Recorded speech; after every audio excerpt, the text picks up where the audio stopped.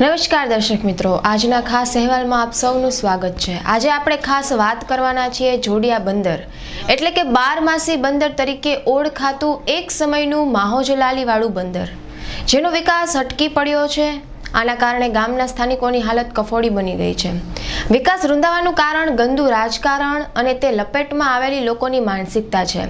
તો જોડિયા બંદરનો વિકાસ કઈ રીતે થાય અને બંદર ગામની આવી દુર્દશા કઈ રીતે થઈ તે જોવા અબ તકની એક ખાસ ટીમ ગ્રાઉન્ડ ઝીરો પરથી માહિતી એકત્રિત કરી।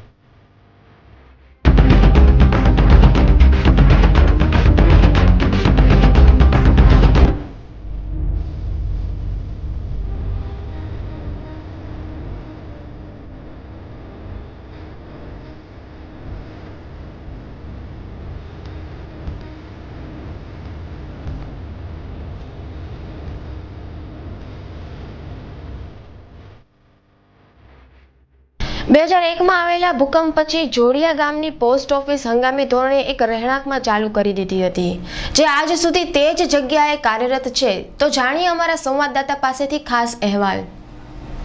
જે તેને હાલ આપણે જોડિયા મુકામે આવી પહોંચ્યા છીએ। જોડિયા મુકામનો આપણો આ જે સફર છે એ મુદ્દો બહુ ચર્ચિત છે અને ચલિત મુદ્દો છે, પણ સરકાર દ્વારા એનું ધ્યાન આપવામાં નથી આવી રહ્યું। અત્યારે જે મુદ્દાની આપણે વાત કરીએ તો જે જોડિયા બંદર જે એક સમયે બારમાસી બંદર કહેવાતું અને અત્યારની જો આપણે હાલની સ્થિતિની જે વાત કરીએ તો એમાં એક પણ જાતનો વિકાસ નથી થઈ રહ્યો। અત્યારે આપણે જોડિયા મુકામે આવી પહોંચ્યા ત્યારે આપણે પોસ્ટ ઓફિસ પાસે આપણે ઉપસ્થિત છીએ। આપ જોઈ શકો છો કે પોસ્ટ ઓફિસ એક ઘરમાં બનાવવામાં આવી છે અને જ્યારે આપણે પોસ્ટ ઓફિસની આપણે અંદર મુલાકાત લીધી તો આપ અંદર અત્યારના જે કસ્ટમર્સ છે, જે ગ્રાહક છે તે આવી પહોંચ્યા છે અને અંદર જે સ્ટાફની આપણે વાત કરીએ તો એક 59 વર્ષના જે એક વડીલ વ્યક્તિ આખી પોસ્ટ ઓફિસ સંભાળી રહ્યા છે, જે તે ખુદ એમનો હોદ્દો છે પોસ્ટ માસ્ટરનો, પણ અત્યારે જે ક્લર્કના જે બંને ટેબલ હોય તે બંને ટેબલ ખાલી છે, એમાં એક પણ જાતની અત્યારે રિક્રુટમેન્ટ હાલ નથી થઈ। એમને જ્યારે આપણે પૂછ્યું તો એમને જણાવ્યું કે અહીંયા 2 ક્લર્કની જગ્યા હતી પણ એને ડેપ્યુટેશન કરી દેવામાં આવ્યા છે। એમાંથી એક ભાઈને તેના લતીપુર પોસ્ટ ઓફિસમાં મૂકવામાં આવ્યા છે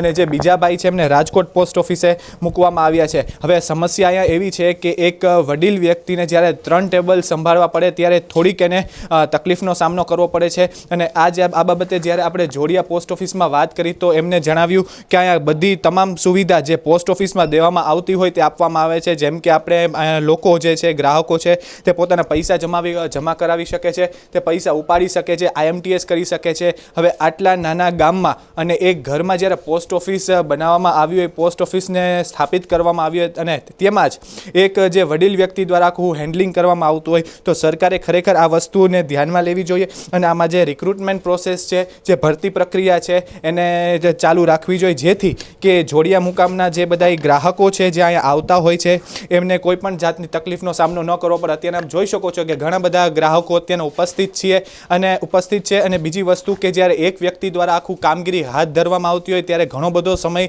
એક કસ્ટમર માટે લાગે છે। તો વાત હવે એ રહી કે જ્યારે આપણે જોડિયા પોર્ટની વાત કરીએ, જ્યારે આપણે જોડિયા બંદરની વાત કરી છીએ ત્યારે જો એ ડેવલપ થાય તો પોસ્ટ ઓફિસ પણ આપોઆપ ડેવલપ થશે। આ વસ્તુની કાળજી રાજ્ય સરકાર અથવા તો આપણે કહીએ તો કેન્દ્ર સરકારે લેવી જોઈએ। કેમેરામેન દીપેશ ગરોદરા સાથે મારું ત્રિવેદી, અબ તક ચેનલ, જોડિયા।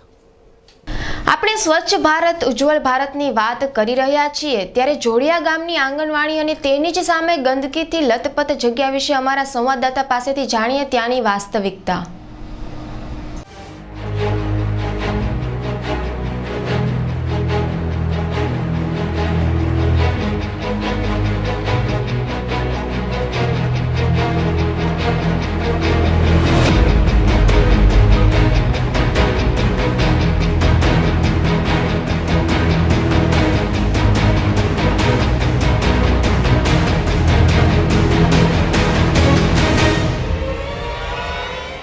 જી હાલ અત્યારે આપણે જ્યારે જોડિયા બંદરના મુદ્દે ઉપર આપણે જ્યારે અબ તકની એક ખાસ ટીમ જ્યારે જોડિયા આવી પહોંચી છે ત્યારે અત્યારે આપણે જોડિયા ગામની આપણે આંગણવાડીમાં અત્યારે આપણે આવી પહોંચ્યા છીએ. આપ જોઈ શકો છો કે આંગણવાડીનું જ્યારે વાત આવે ત્યારે લોકોને એટલે નાના ભૂલકાઓ હોય એને શિક્ષિત કરવાની વાત આવી રહી છે.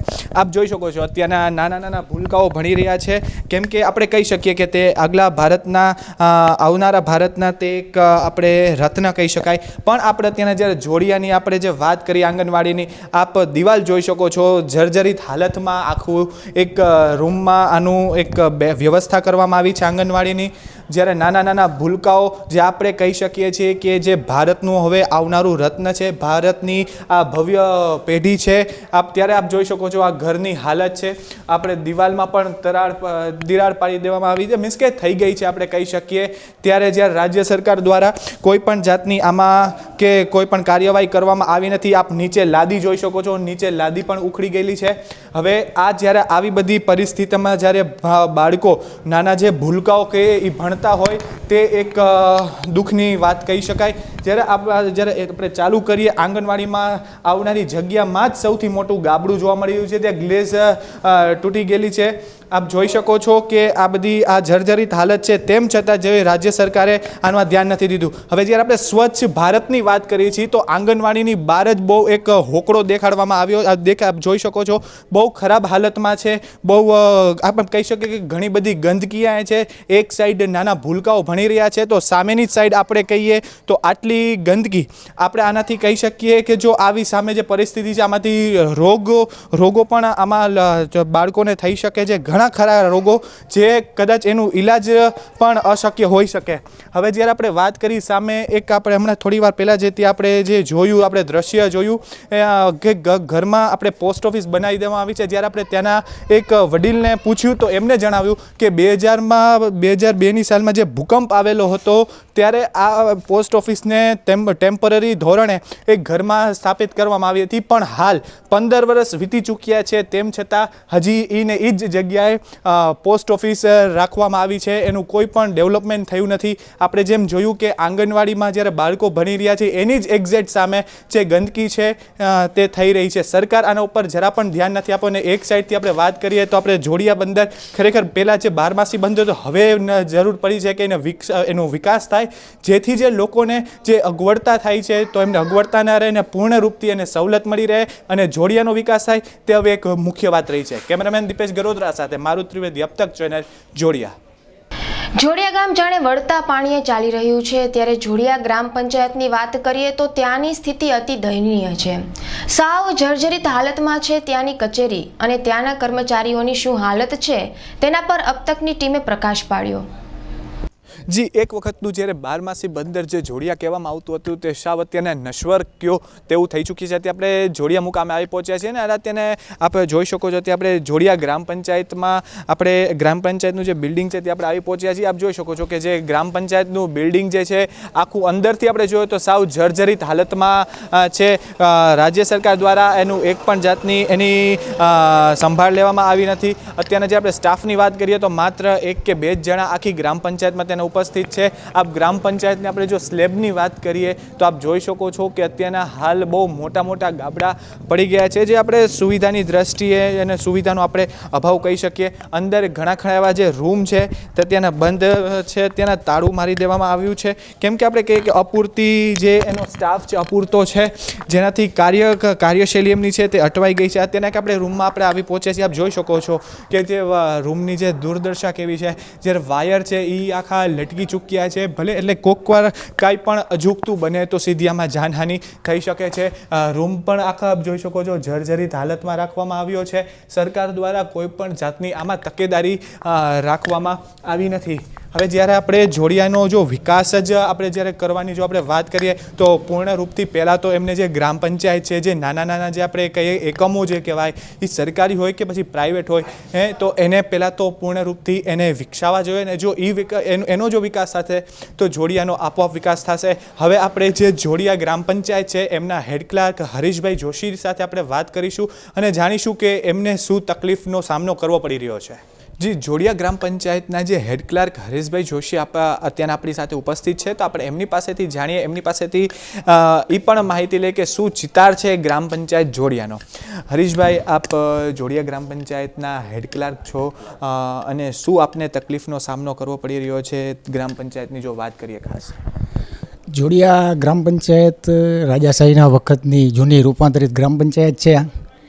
છેલ્લા લગભગ 15 વર્ષથી જ્યારથી ઓક્ટ્રોય નાબૂદ થઈ, આ જોડિયાની ભૌગોલિક પરિસ્થિતિ એવી છે કે સ્વભંડોળની ગ્રાન્ટ વધારવા માટેના નથી કોઈ ધંધા ઉદ્યોગ, જેથી કરીને સ્વભંડોળની કોઈ ગ્રાન્ટ આપણે વધારી શકીએ તેમ નથી. જેના કારણે પંચાયતની એકમાત્ર આવક જે ઓક્ટ્રોય નાબૂદ થઈ એ ઓક્ટ્રોય અવેજીની જે ગ્રાન્ટ આપવામાં આવે છે એ ગ્રાન્ટ આધારિત જ છે. નાનું ગામ હોવાના કારણે વેરા વસૂલાત અથવા તો જે બીજી સ્વભંડોળની આવક છે એ પંચાયત કોઈ સંજોગોમાં ઊભી કરી શકે એમ નથી. પરંતુ સરકાર દ્વારા ગ્રામ પંચાયતો સાથે ઓરમાયું વર્તન કરવામાં આવે છે. ગુજરાતની 155 પાલિકાઓને સરકારે 2001માં જ્યારે ઓક્ટ્રોય નાબૂદ કરી ત્યારે 10% વધારો આપવામાં આવે છે. એ 10% વધારો ગ્રામ પંચાયતોને આપવામાં આવતો નથી. 2011માં જ્યારે ગ્રામ પંચાયતે સરકારની સામે હાઈકોર્ટની અંદર કેસ કર્યો ત્યારે 2006થી પાયાનું વર્ષ ગણીને 2011-12 સુધીના 45 લાખ રૂપિયા આપ્યા. ત્યારબાદ પાછા પૈસા આપવાના બંધ કર્યા. ત્યારે પંચાયતે પાછી કન્ટેમ કરી તો 2 વર્ષના પૈસા આપવા માટે થઈને 38 લાખ રૂપિયા આપવા માટે થઈને સરકારે કન્ફર્મેશન આપ્યું છે. આમ છેલ્લા 17 વર્ષથી આ ગ્રામ પંચાયતની પરિસ્થિતિ અમારી એ છે કે અમે લોકો કામ કરીએ છીએ. 2001ની અંદર જ્યારે 55 કર્મચારી હતા, એ કર્મચારી ઘટાડી અને અત્યારે પંચાયતનો સ્ટાફ 39 જણાનો છે. આ 39 જણાનો જે સ્ટાફ છે એના 22 મહિનાના છેલ્લા 15 વર્ષમાં ક્યારે પણ એવું નથી બન્યું કે રેગ્યુલર પગાર પડ્યો. 10 થી 22 પગાર છેલ્લા 17 વર્ષથી આ કાયમી ધોરણે બાકી રહે છે. આમ ગ્રામ પંચાયત છે એ એક એવો નાનો દીકરો છે સરકારનો કે તાલુકા પંચાયત, જિલ્લા પંચાયતને સરકાર પગારની ગ્રાન્ટ આપવામાં આવે છે, જ્યારે ગ્રામ પંચાયતના કર્મચારીઓની જે પગાર કરવાનો થાય છે એ સ્વભંડોળમાંથી જ કરવાનો થાય છે. આના કારણે ગ્રામ પંચાયતોના કર્મચારીઓનું શોષણ થાય. અત્યારે પરિસ્થિતિ એવી છે, અમારા 39 કર્મચારીઓમાં નાના કર્મચારીઓ જે સફાઈ કામદારો છે, જે બિચારો પોતપોતાનું રોજ કરીને ખાતા હોય, એ લોકોને 22 મહિનાના પગાર ન મળ્યા હોય તો તમે કલ્પના કરી જો કે આ 22 મહિનાનો પગાર ન મળ્યો હોય છતાં કામ કરવું પડે તો અમારી પંચાયતના કર્મચારીઓની પરિસ્થિતિ કેવી હશે? કેવી રીતે અમે અમારા કુટુંબનું ગુજરાન કરતા હશે? નાના મોટા પ્રસંગો આવે ત્યારે મોટાભાગના કર્મચારી અત્યારના એવા છે કે કોઈને પોતાના બાળી છોકરાઓના દાગીના સહિત ગીરવે મૂકી અને પોતાનું ગુજરાન ચલાવે. એટલે મારી ખાસ એ રજૂઆત છે કે જે સરકાર દ્વારા ઓક્ટ્રોયની ગ્રાન્ટ નગરપાલિકાઓને રેગ્યુલર આપવામાં આવે છે, જે 10%નો વધારો આપવામાં આવે છે, એ જો પંચાયતોને પણ આપવાનો માસિક ધોરણે ચાલુ કરે તો અમારો જે પગારનો પ્રશ્ન છે એ પગાર જ નથી થતો તો પંચાયતનો વિકાસનો તો ક્યાં પ્રશ્ન છે? આવક જ નથી, પગાર જ નથી ચૂકવી શકતા તો પંચાયત ગામનો આમાં વિકાસ કઈ રીતે થાય?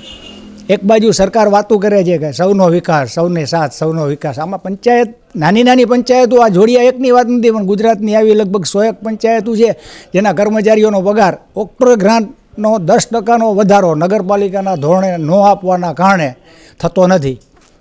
તો હરીશભાઈ, હું આપને પૂછવા માંગીશ, જેમ આપે કીધું કે વરમાયું વર્તન રાજ્ય સરકાર દ્વારા કરવામાં આવી રહ્યું છે, તો પહેલાં તો આપ મને એ જણાવો તો આનું તો શું એવું કારણ હશે કે જ્યારે આપે કીધું કે રાજ્ય સરકારના જો આપણે 3 દીકરા કહીએ, જિલ્લા પંચાયત, તાલુકા પંચાયત ને આપણે ગ્રામ પંચાયત, હવે એ બંનેની સાથે જે રીતનો સારો જે વ્યવહાર કરવામાં આવે છે અને રેગ્યુલર ઇન્ટરવલમાં એને સારા ધોરણે એને પગાર પણ ચૂકવવામાં, તો ગ્રામ પંચાયત સાથે આવો અન્યાય શું કામ? એના વિશે આપ શું કહેશો? એમાં જો કે એવું છે કે ગુજરાત સરકારે પોતાની જે પોલિસી છે એ પોલિસી પંચાયતની બાબતમાં એ બદલવાની જરૂર છે. આજે હું મારો જ દાખલો લઉં. હું 1/2/1984થી ગ્રામ પંચાયતની નોકરીમાં દાખલ થયો છું. હવે ગ્રામ પંચાયતની અંદર એલોકેટેડ કર્મચારી એવી એક વ્યાખ્યા આપવામાં આવે છે. ગુજરાત સરકારે 5/6/84ના રોજ એક એવો ચુકાદો આપ્યો અને એવો એક કાયદો બનાવ્યો છે કે ગ્રામ પંચાયતના સરપંચ કોઈ પણ કર્મચારીની ભરતી કરી શકશે નહીં. ભરતી કરવી હોય તો સેવા પસંદગી સમિતિ દ્વારા કરવામાં આવશે. આજે હું જ્યારે 1/2/1984ની સાલથી પંચાયતમાં નોકરી કરું છું, 5 વર્ષ પછી નિવૃત્ત થઈશ, આજ સુધીમાં મારી પોતાની એલોકેટેડ નોકરી છે નહીં. નોકરીમાંથી નિવૃત્ત થયા બાદ સરકારી કર્મચારીઓને જે લાભાલાભો મળવાના હોય ગ્રેચ્યુટી છે, પેન્શન છે, એ આજની તારીખે મને મળવાપાત્ર નથી. એના માટે થઈ અમારા યુનિયનનો જે કેસ ચાલે છે એ કેસનો જજમેન્ટ જો આવે તો જ મને મળે. નકર આજે 55 વર્ષની ઉંમર થયા પછી અમારા જેટલા કર્મચારીઓ નિવૃત્ત થયા છે, છેલ્લા 4 કર્મચારીઓ, એ 4 કર્મચારીઓ અત્યારે નિવૃત્ત થયા પછી એને ગ્રેચ્યુટીના પૈસા પણ પંચાયત સ્વભંડોળમાંથી ચૂકવવાના હોવાથી મળતા નથી.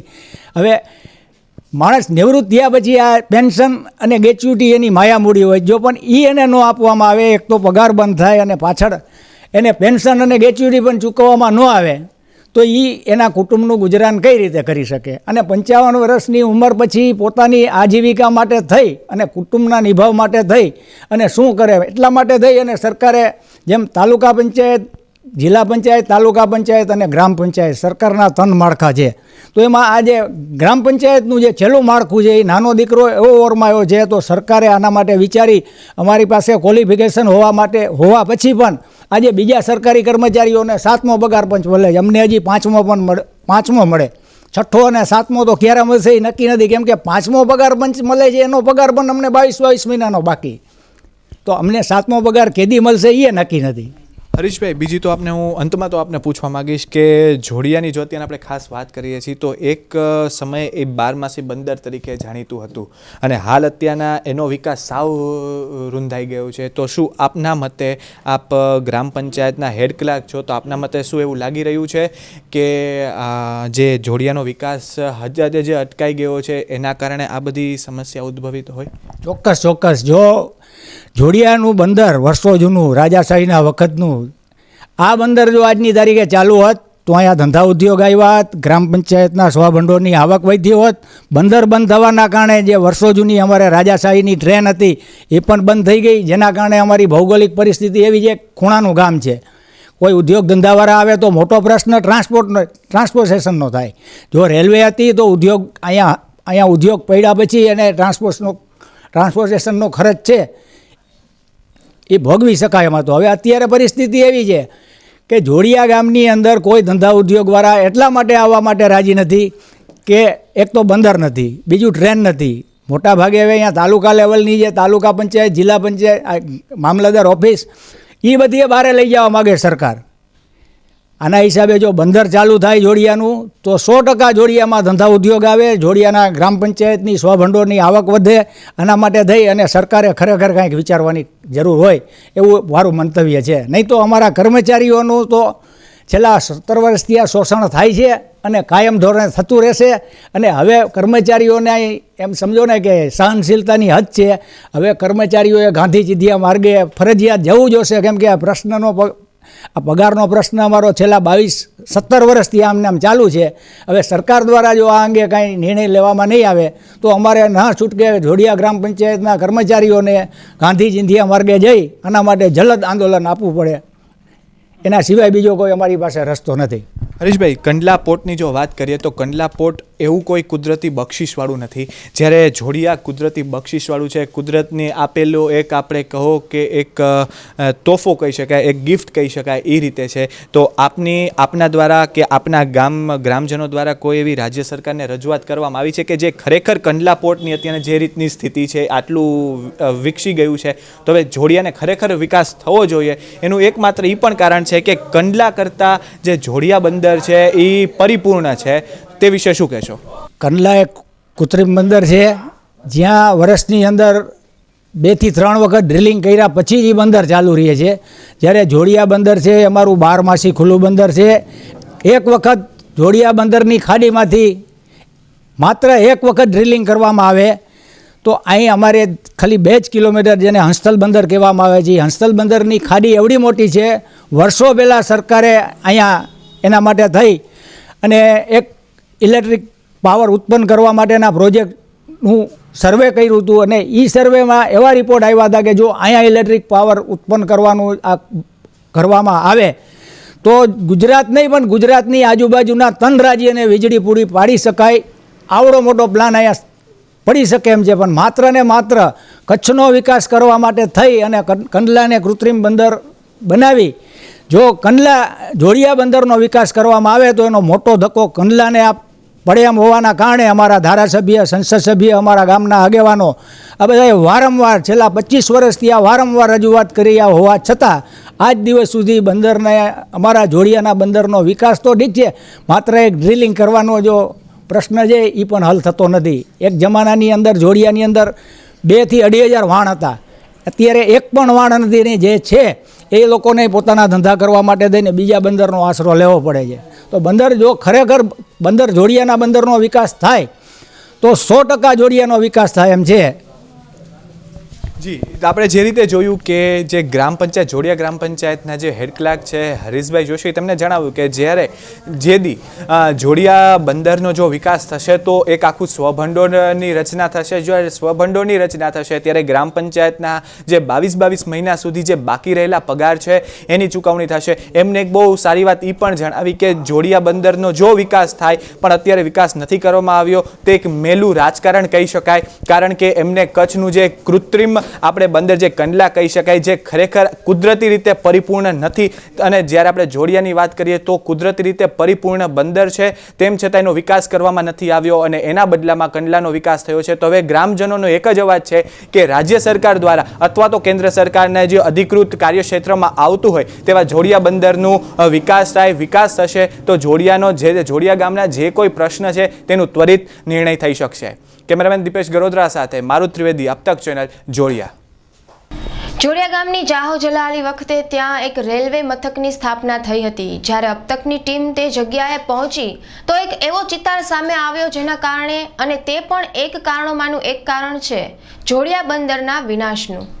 જોડિયા મુકામે આવી પહોંચ્યા છીએ અને આપણે જ્યારે વાત કરી રહ્યા છીએ કે જોડિયાનો જે વિકાસ થવો જોઈએ તે નથી થયો. જોડિયા જે એક સમય જે બારમાસી બંદર કહેવામાં આવતું, અત્યારે એમાં સહેજ પણ સાવ નશ્વર થઈ ગયું છે એમ કહી શકાય. ત્યારે અત્યારે આપણે જે જગ્યાએ ઉપસ્થિત છે એ જોડિયાનું રેલવે સ્ટેશન, એક સમયે આ જોડિયાનું main railway station, main railway મથક કહેવામાં આવતું, જે 1940માં બનાવવામાં આવ્યું હતું. અને અત્યારની એની આપ સ્થિતિ, એની દુર્દશા જોઈ શકો છો. જ્યારથી જોડિયા બંદર બંધ કરી દેવામાં આવ્યું ત્યારથી અત્યારની પરિસ્થિતિ આપ જોઈ શકો છો. આ જોડિયાનું જે રેલવે મથક છે તે 1979માં બંધ કરી દેવામાં આવ્યું છે. અને જ્યારે 1940થી જ્યારે ચાલુ થયું તો 39 વર્ષનો જે ગાળો છે ત્યાં સુધી આ ચાલુ રહ્યું હતું. પણ અત્યારે આપ એની દુર્દશા જોઈ શકો છો.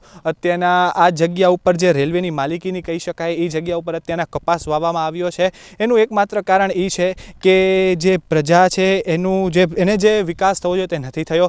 જોડિયાનો એક વિકાસ થવો જોઈએ તે નથી થયો. હવે કેન્દ્ર સરકાર, રાજ્ય સરકારે એ જોવાનું રહ્યું કે જ્યારે જોડિયા આ ખૂબ કહી શકીએ કે કુદરતી જે ખૂબીઓ સાથે જે પરિપૂર્ણ છે ત્યારે પાછું ફરીથી ધમધમતું થઈ જાય જોડિયાનું જે રેલવે મથક, તો આપોઆપ આપણે જે રીતે વાત કરી જોડિયા ગામનો વિકાસ થઈ શકશે.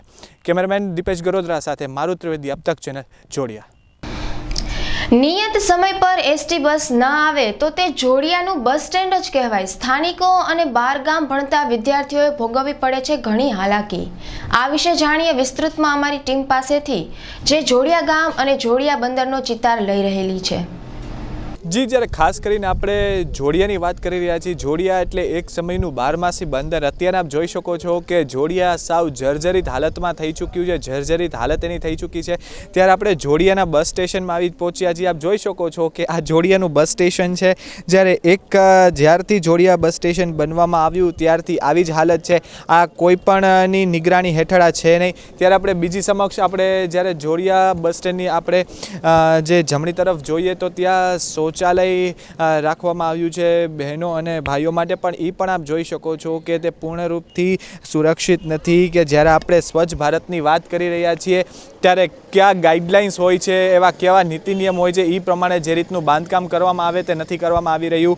આપ જોઈ શકો છો કે જ્યારથી બંદરનો વિકાસ અટકી ગયો છે ત્યારથી જ આપણે જોડિયા ગામનો પણ વિકાસ અટકી ગયો છે, રૂંધાઈ ગયો છે આપણે કહી શકીએ.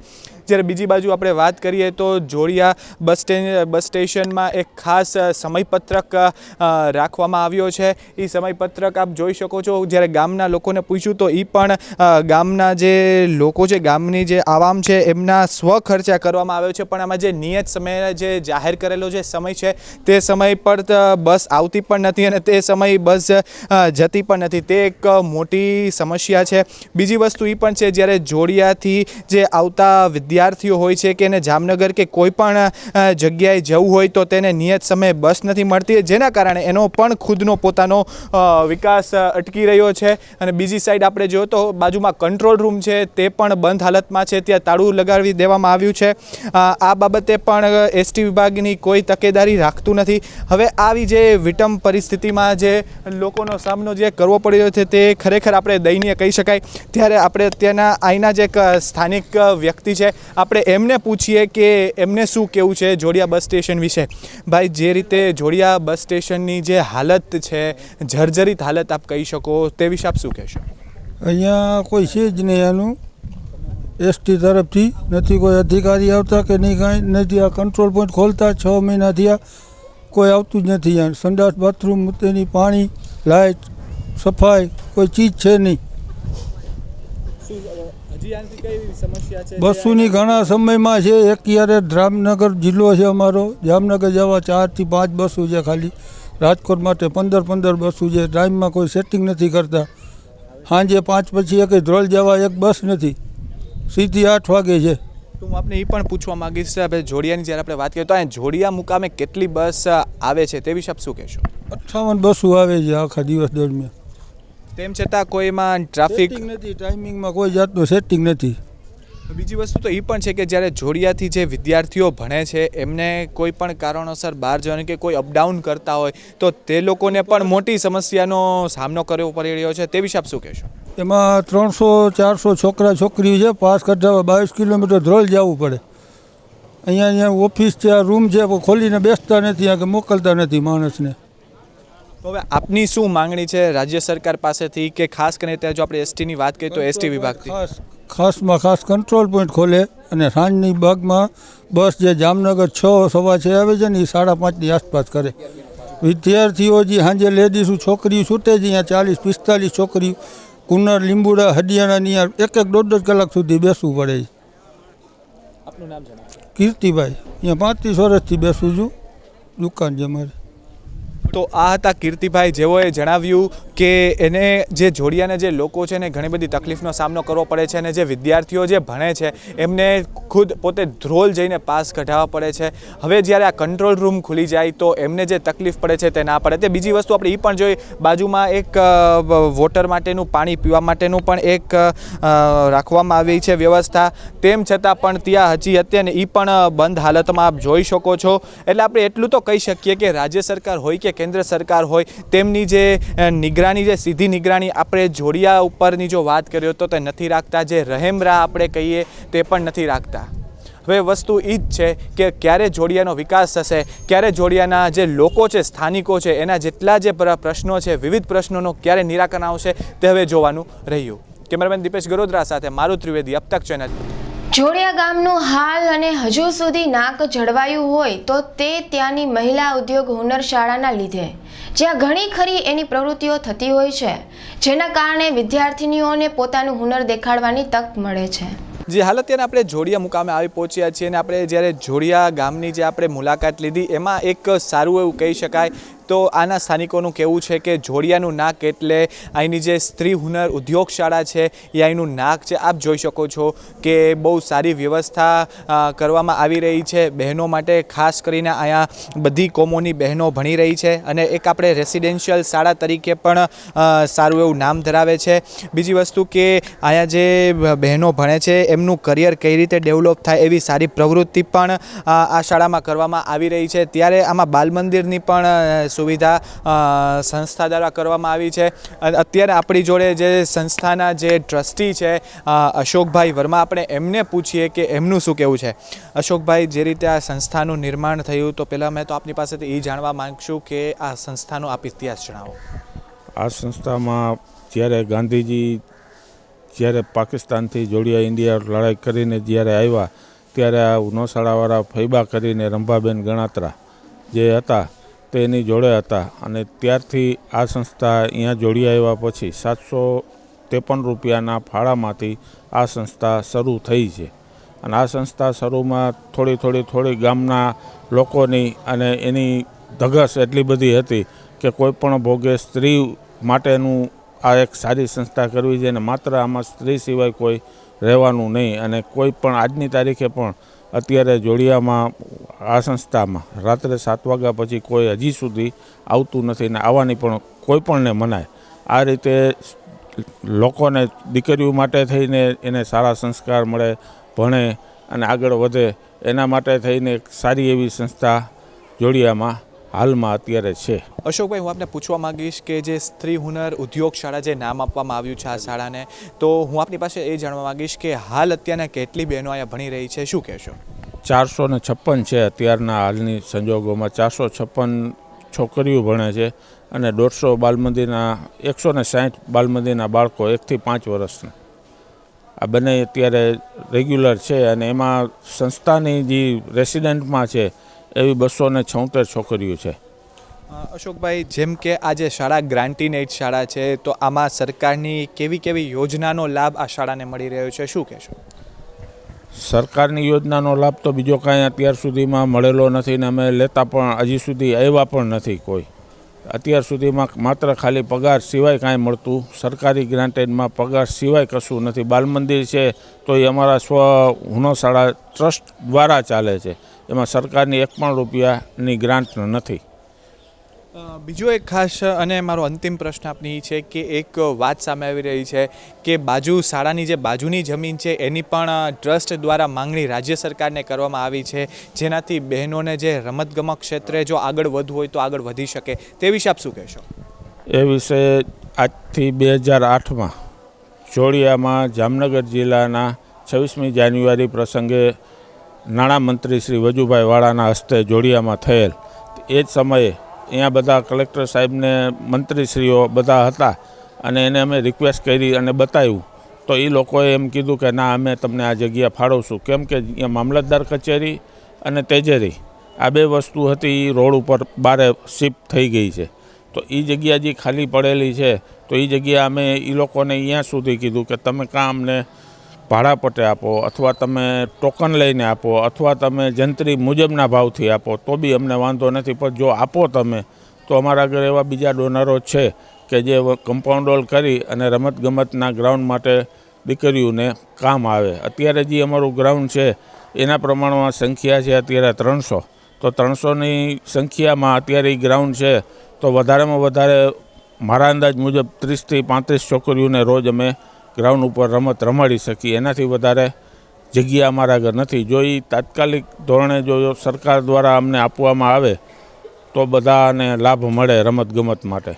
તો શું કહેશો, આ જ્યારે આપની રજૂઆત જ્યારે આપણે તે સમયના નાણામંત્રી વજુભાઈ વાળાને કરી તો અત્યારે શું પરિસ્થિતિ છે, શું નિર્ણય આવ્યો છે, કોઈ કાર્યવાહી હાથ ધરવામાં આવી છે રાજ્ય સરકાર દ્વારા આ મુદ્દે? અમે અવારનવાર અહીંયાથી એમ વાત કહેવામાં આવે કે તમે અહીંયાથી ધ્રોલ ફોલોઅપ કરો. ધ્રોલથી કહેશે તમે કલેક્ટર ઓફિસે અમે અહીંયાથી મોકલશું. તો અહીંયા પ્રાંત અધિકારી આગળ અહીંયા જોડિયા મામલતદાર કચેરીમાં અવારનવાર જે તે સમયે ક્વેશ્ચન આવ્યા કરે, એ ક્વેશ્ચનના જવાબો એના પત્રો વ્યવહાર કરતા રહી છે, પણ અવારનવાર એકને એક ક્વેશ્ચન આવ્યા રાખે છે. હા થઈ જશે, હા થઈ જશે, હા કરશું. હજી સુધીમાં આજની તારીખ સુધીમાં કોઈ પણ વસ્તુના નક્કર પ્રયત્ન નથી. તો જોયું, આ હતા આપણે સંસ્થાના ટ્રસ્ટી અશોકભાઈ વર્મા, જેઓએ જણાવ્યું કે આ ઘણા સમય પહેલાં આ શાળા શરૂ થઈ ચૂકી છે. અને જ્યારે બીજી વાત એ પણ સામે આવી રહી છે કે જે હુનર, જે સ્ત્રીઓમાં જે હુનર છે, મહિલાઓમાં જે હુનર છે એને ઉજાગર કરવામાં આવે. અને અત્યારે જ્યારે આપણે સ્ત્રી સશક્તિકરણની વાત આખા ભારત દેશમાં થઈ રહી છે તો એક આ સારી સંસ્થા છે, એક ઉત્તમ સંસ્થા આપણે કહી શકીએ, જે સ્ત્રીઓના ભણતર માટે અગ્રેસર છે. એમના દ્વારા ટ્રસ્ટ દ્વારા એક જમીનની પર માંગણી કરવામાં આવી હતી તે સમયના નાણામંત્રી વજુભાઈ વાળાની સમક્ષ, પણ અત્યાર સુધી તેમને એક પણ જાતનું હજી સુધી કોઈ એવો નક્કર નિર્ણય નથી આપવામાં આવ્યો કે નથી સંભળાવવામાં આવ્યો, જેના કારણે તે જે અહીંની જે ભણતી મહિલાઓ છે, અહીંની જે ભણતી જે દીકરીઓ છે તેને રમતગમત ક્ષેત્રે અગ્રેસર થઈ શકે. કેમેરામેન દીપેશ ગરોદરા સાથે મારુત ત્રિવેદી, અબ તક ચેનલ, જોડિયા. જે હાલતે આપણે જોડિયા મુકામે આવી પહોંચ્યા છીએ અને જોડિયાની જે મહિલા ઉદ્યોગ હુનરશાળા છે ત્યાં આપણે આવી પહોંચ્યા છીએ. ત્યાંની આપણે અહીંની જે વિદ્યાર્થીનીઓ ભણી રહી છે તેમાંથી આપણે વિદ્યાર્થીઓને પૂછે કે એમનું શું કહેવું છે. આપ આ શાળામાં ભણી રહ્યા છો તો આપ અમને જણાવો, આપ શું કહેશો આ શાળા વિશે? અમારી શાળામાં અત્યારે 26મી જાન્યુઆરીએ 15મી ઓગસ્ટે તો મોટા મોટા કાર્યક્રમો થઈ રહ્યા છે. અમારી શાળામાં ઘણી બધી એવી બહેનો છે કે જેને શિલ્ડ મળી રહ્યા છે અને અમારી શાળામાં ગમે એવું હોય તો અમારા ટ્રસ્ટીશ્રીઓ, અમારા ગૃહમાતાઓ અમને તાત્કાલિક અમારે જે જરૂરત હોય અમને પૂરી પાડી રહ્યા છે. અને અત્યારે અમારે મેદાન અહીંયા જરૂરી છે, તો અમને રમવા માટે અમને મેદાન આપશો. જી, અત્યારે આપણે જેમ બીજી એક આપણે કહીએ કે એક વિદ્યાર્થીની છે, આપણે એમને પૂછીએ કે એમનું શું કહેવાનું છે. આપ અહીંયા ભણી રહ્યા છો, આપ શાળામાં છો, તો આપની શું માંગ છે તંત્ર તરફથી, આના સંસ્થાના ટ્રસ્ટી તરફ, અને બીજું તો આપ અમને એ જણાવો કે આપને કેવું લાગી રહ્યું છે આપ ભણવામાં આ વિશે આપ શું કહેશો? નમસ્તે, હું શ્રીમતી યુપી કન્યા વિદ્યાલયમાંથી બોલું છું. અમે અહીંયા ખૂબ સારી રીતે રહી છીએ. અમે ઘણી બધી વિદ્યાર્થીઓ અહીંયા આવે છે અને અમને અહીંયા જેટલા બધા બોર્ડમાં જેટલા બધાને નંબર આવે છે ને એને બધા શિલ્ડથી સન્માન કરવામાં આવે છે. અને અહીંયા ઘણી બધી છોકરીઓ આવે છે, જેથી અમને અહીંયા તકલીફ તો નથી થતી, પણ મેદાન રમવાનું જોઈએ છે, કારણ કે અમને જગ્યામાં તકલીફ પડે છે. એટલે અમે શાળા તરફથી માંગણી કરી છે કે અમને મેદાન આપે. આપનું નામ જણાવજો. વાડલિયા દીપાલી પરેશભાઈ. આપનું નામ જણાવજો. મારું નામ સોલંકી સંગીતા કિરીટભાઈ છે.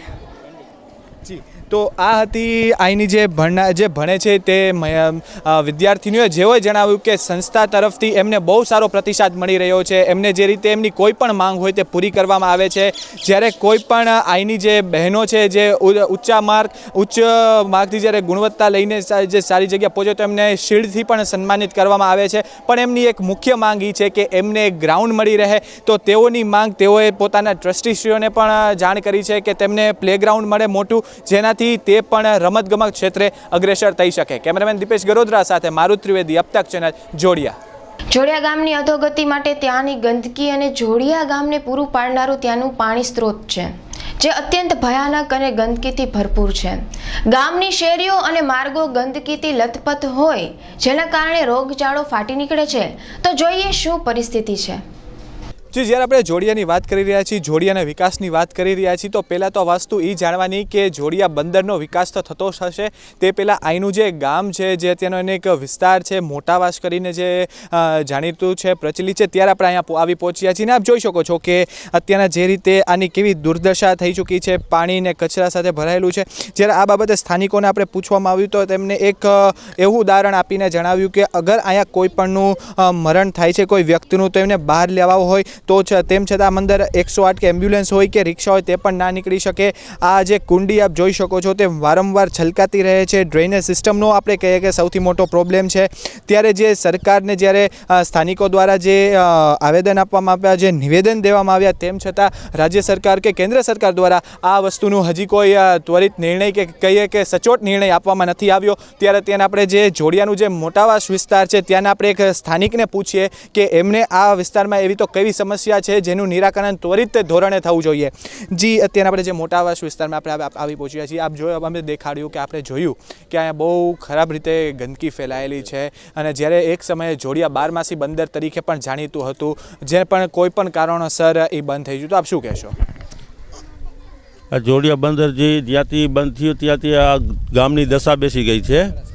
અત્યારે આ વિસ્તાર 4000ની વસ્તી છે મોટાવાસમાં. અત્યારે લાઇટ, પાણી, સફાઈ કોઈ પણ બાબતમાં આમાં સગવડ નથી મોટાવાસમાં. અત્યારે તમે જોઈ શકો છો આ ગટર છલકાય છે, કચરાના ઢગ પડ્યા છે ને રોડ નથી ગામમાં, વિસ્તારમાં. બરાબર, પછાત વિસ્તાર છે. માછીમારી ઉપર અમારો આધાર છે. અત્યારે વાણવટીનો ધંધો બંધ થઈ ગયો છે બંદર બંધ થવાથી, એટલે અમારી પરિસ્થિતિ બહુ ખરાબ છે અહીંયા. તો આ બાબતે જે ગંભીર સમસ્યાનો સામનો જે મોટાવાસ વિસ્તારને કરવો પડી રહ્યો છે, તો આ અંગે આપના દ્વારા કે વિસ્તાર દ્વારા રાજ્ય સરકારને કંઈ રજૂઆત કરવામાં આવી છે? બંદર વિસ્તારમાં તો ઘણીવાર અમે રજૂઆત કરેલી છે. ધારાસભ્યો, સંસદ સભ્યો, ગુજરાત સરકારને, કેન્દ્ર સરકારને. અમારા વિકાસ સમિતિ તરફથી દિલ્હી ગયા હતા આ બંદર પ્રશ્ને, બરાબર, રજૂઆત કરેલી છે.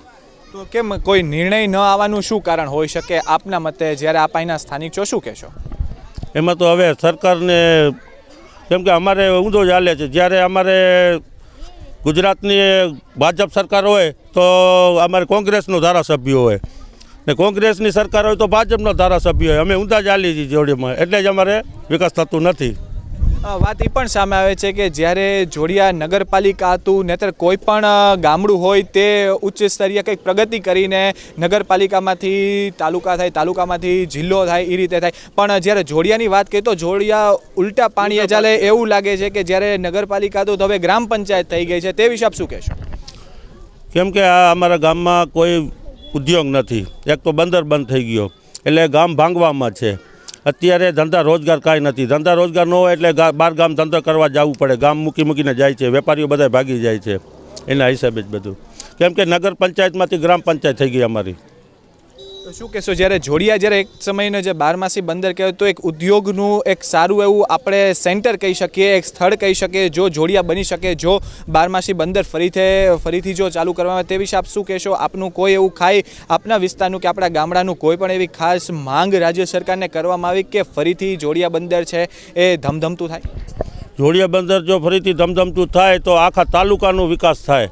આ તાલુકો આ જોડિયા ગામ તો ખૂણામાં આવ્યો છે, બરાબર, બારોબાર આવ્યો. એટલે આમાં કાંઈ એને કાંઈ પણ ઓલું ન મળે, રસ્તા બારોબારથી નીકળી જાય, ટ્રાફિક ન મળે એને કાંઈ. એના હિસાબે આ જોડિયા પછાત છે. બંદર બને ને તો જ આખા તાલુકાનો વિકાસ થાય. બાવલાભાઈ હારુનભાઈ નુતિયાર, પ્રમુખ મોટાવાસ.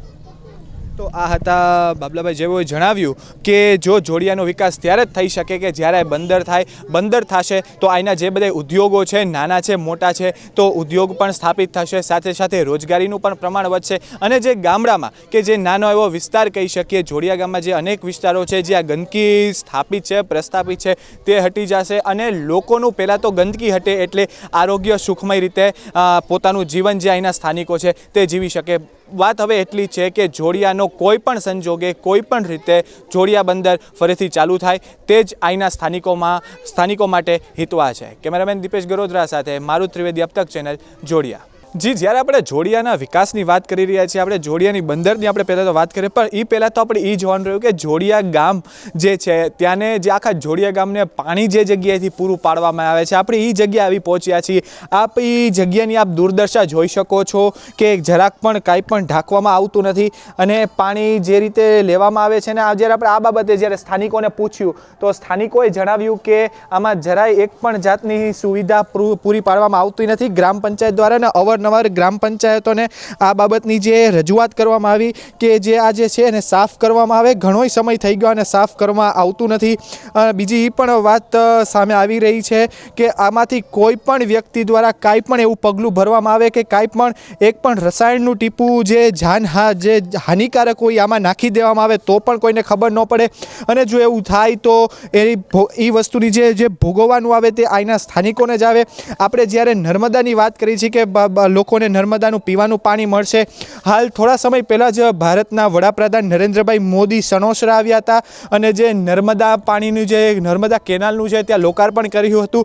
ત્યારે અત્યારના એ વસ્તુ આપણે જોઈને આ વસ્તુ સાથે આપણે જ્યારે તુલના કરીએ તો આ દુર્દશા આપણે જોડિયા મુકામની જોઈ શકીએ છીએ કે લોકો જે પાણી પીવે છે તે પણ સુરક્ષિત નથી, તે પણ સરખી રીતે આપણે કહેવાય કે જે ઢાંકેલું નથી. તો હવે જોવાનું એ રહ્યું કે સરકાર ક્યારે સમજશે આ લોકોની દ્વિધાને. કેમેરામેન દીપેશ ગરોદરા સાથે મારુત ત્રિવેદી, અબ તક ચેનલ, જોડિયા. જી, જે રીતે આપણે જોડિયા બંદરની આપણે વાત કરી રહ્યા છીએ, જોડિયા બંદર જો એને વિકસાવવામાં આવશે તો રોજગારીની તકો ઊભી થશે. એ બધી વાત આપણો જે મુખ્ય મુદ્દો એ જ છે. પણ જ્યારે આપણે અબ તકની એક ખાસ ટીમ જ્યારે જોડિયા મુકામે આવીને જ્યારે ગ્રાઉન્ડ ઝીરોથી આપણે રિપોર્ટિંગ કરવાનું શરૂ કર્યું ત્યારે એક બહુ આપણે કરુણ વાત કહી શકાય એ સામે આવી રહી છે કે જે જોડિયાની જે રેફરલ હોસ્પિટલ છે એ બહુ ત્યાં જે રીતે જર્જરિત હાલતમાં છે, લોકોને પૂરતી જે સવલત છે, જે સુવિધાઓ છે મેડિકલને લઈને તે પૂરી પાડવામાં નથી આવી રહી. આપે જે રીતે જોયું કે જે ગામમાં જે રીતે ગંદકી ફેલાઈ છે તેનાથી લોકોને ઘણા બધા અસહ્ય રોગનો સામનો કરવો પડી રહ્યો છે. પાણીના પ્રશ્ન એવા છે એનાથી પણ રોગ ઉદ્ભવિત થઈ રહ્યા છે. ત્યારે અત્યારના આપણા અહીંના જે સ્થાનિક છે આપણે એમને પૂછીએ કે એમનું શું કહેવું છે. જી, આપણે જે જોડિયામાં જે રેફરલ હોસ્પિટલ છે તો હું આપની પાસેથી એ જાણવા માગીશ કે ત્યાં કેવી સુવિધા લોકોને આપે છે, અહીંની આવામને આપે છે, શું કહેશો? આજે જોડિયા દવાખાનામાં રેફરલ હોસ્પિટલમાં કોઈ જાતની સુવિધા નથી. કોઈ માણસ મંદકીમાં જાય, કોઈ દર્દી જાય તો એની માટે કોઈ પણ સુવિધા છે નહીં.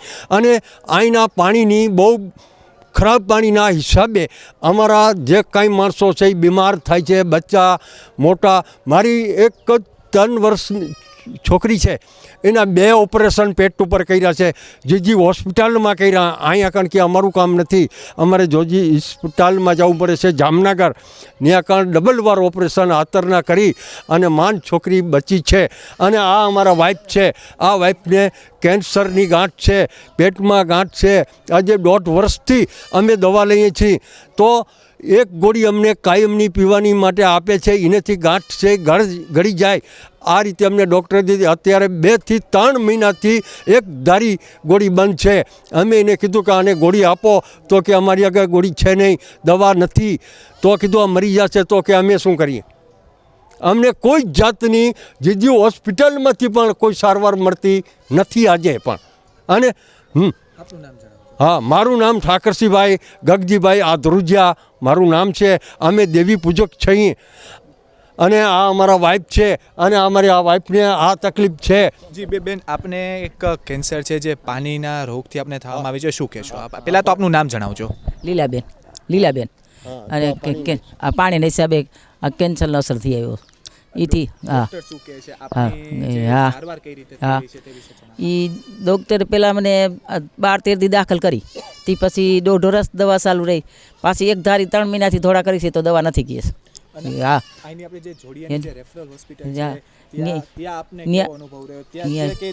ત્યાં નહીં કાંઈ સારવાર નહીં, ત્યાં કાંઈ નહીં. તો આ હતા અહીંના જે સ્થાનિક જેઓએ જણાવ્યું કે જે જોડિયા જે ગામ છે ત્યાંની જે રેફરલ હોસ્પિટલ છે, જે સહકારી હોસ્પિટલ આપણે કહી શકીએ, ત્યાં એક પણ જાતની એવી સુવિધા નથી કે અહીંના સ્થાનિકોને મળી રહે કે કોઈ પણ ટાઈમે જ્યારે કોઈ પણ સમયે એમને કોઈ પણ રોગ થતો હોય કે કોઈ પણ નાની બીમારી થતી હોય તો તે પર એવી જગ્યા નથી કે ત્યાં એને સુવિધા પૂરી મળી શકે. કેમેરામેન દીપેશ ગરોદરા સાથે મારું ત્રિવેદી, અબ તક ચેનલ, જોડિયા. આપણે જોયું કે જોડિયા બંદર જે રીતે 12માસી બંદર કહેવાતું અને કેવી રીતે ગામની દુર્દશા થઈ. જોડિયા ગામને ફરીથી સજીવન કરવા સરકારે હવે પૂર્ણ રૂપથી જોડિયા બંદર અને જોડિયા ગામ ઉપર ધ્યાન કેન્દ્રિત કરવું પડશે, તો જ બંદર અને ગામનો વિકાસ થશે. તો દર્શક મિત્રો, જોડિયા બંદર વિશેની વિસ્તૃત માહિતી તમે અમારા આગલા અહેવાલની અંદર જોઈ શકશો. ત્યાં સુધી મને રજા આપશો. નમસ્કાર.